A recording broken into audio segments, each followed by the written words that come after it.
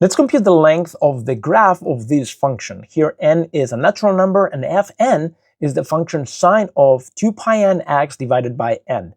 That looks like the graph of sine of x, but it's really compressed between 0 and 1, and there are a lot of oscillations. In this case, there are n peaks and n troughs, and the amplitude of the wave is 1 divided by n. The derivative of f is 2 pi cosine of 2 pi nx. And the formula for the arc length of the graph of a function in an interval is the integral over the interval of the square root of 1 plus the square of the derivative dx. So this is the formula that will give us the length of the graph for any fixed value of n. In order to simplify the integral, first we do a u substitution, u equals 2 pi nx.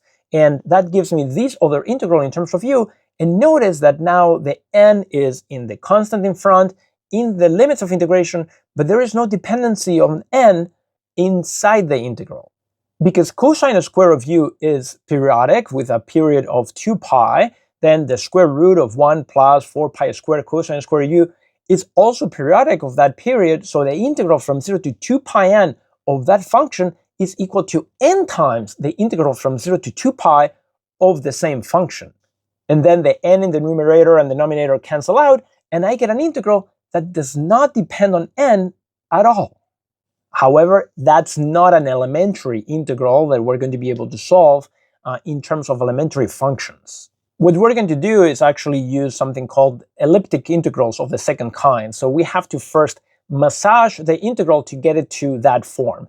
And the first thing we do is to notice that, in fact, the integral from 0 to 2 pi of that function is the same as 4 times the integral from 0 to pi over 2 of the same function. And in the last equality, I use the fact that cosine square of u is equal to 1 minus sine square of u to put it in this form.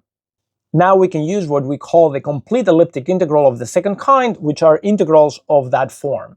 By multiplying and dividing the integral we were working with by the constant, the square root of 1 plus 4 pi squared, we get the integral into the form of a constant times a value of the elliptic integral of the second kind. So what we have proved is that the value of the length of those graphs, of those functions, is equal to some constant that depends on pi times some constant that depends on the value of an elliptic integral of the second kind, which can be numerically calculated to be 4.18, etc. And the amazing thing is this does not depend on n. So this family of functions is a nice example of what we call the staircase paradox, because these graphs are, as n goes to infinity, are getting closer and closer and closer to the interval 0, 1, but the length of the curves is staying constant of some value 4.18, which is not 1.